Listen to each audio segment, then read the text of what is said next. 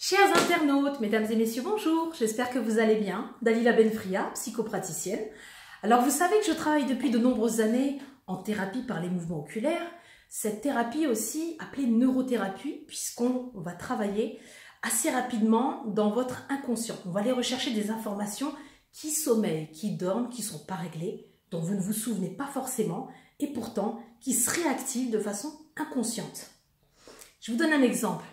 Quand une maman vient me voir et me dit « Oui, je ne comprends pas, mon enfant est agressif, mon enfant… » Bien évidemment, très souvent, lorsque vous demandez aux enfants, à vos enfants « Mais pourquoi tu tapes? Pourquoi tu fais ça? Pourquoi tu as dit ci ?» Ben, je ne sais pas. Alors ça vous surprend comme si il devrait savoir pourquoi il tape. Il devrait savoir pourquoi il ne travaille pas à l'école, l'enfant. Il devrait savoir pourquoi il a du mal à se faire des amis. Effectivement, il ne sait pas, et quand il vous dit ça, très souvent, c'est vrai. Pourquoi c'est vrai? Parce que bien évidemment, s'il était conscient de ce qu'il faisait, de ce qu'il fait en tout cas, qui génère des conséquences, il ne le ferait pas. C'est juste que c'est inconscient. Ça veut dire qu'il y a des mécanismes de défense qui se mettent en place chez l'enfant pour se protéger d'un danger extérieur. Alors un danger extérieur, c'est quoi? Ben, ça peut être un enfant qui va lui dire quelque chose qui va prendre tout de suite contre lui. Non, t'es nul, t'es moche, t'es pas mon copain, je vais dire à la maîtresse que tu nous embêtes.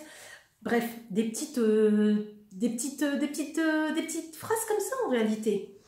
Et forcément, l'enfant qui entend ça une fois, deux fois, et puis il l'entend à la maison, il l'entend à l'école, il l'entend dans plein d'endroits. Donc ça finit par monter chez lui et puis il y a de l'agressivité là qui commence à se mettre en place. Disons des mécanismes de défense qui va faire qu'il va aller se défendre. Alors très souvent les parents disent « Mais il me dit qu'il ne sait pas pourquoi ». Je dis « Bien sûr ».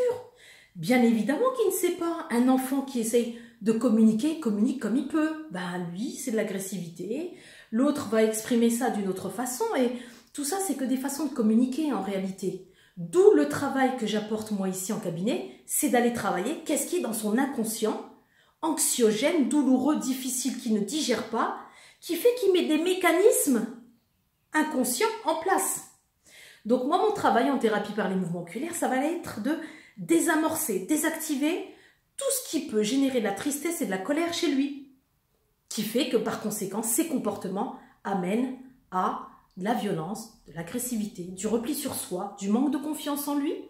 Et c'est ça qui est génial, c'est que rapidement, on va aller accéder à sa mémoire traumatique. Donc d'où la thérapie par les mouvements oculaires qui me permet d'accéder rapidement à tout ce qui est son histoire, son historique passé, ses expériences, qui vont me permettre de les désensibiliser pour avoir un enfant qui va adopter des attitudes plus naturellement normales, entre guillemets. Quand je dis normal, s'il n'y a plus de source de colère, de tristesse, d'anxiété, vous allez voir qu'on obtient des résultats très vite, rapidement observables et vérifiables d'un enfant qui relâche tous ces mécanismes de défense, tout simplement. Voilà, c'était Dalila Benfria, psychopraticienne. Je vous dis à très bientôt. Bye bye.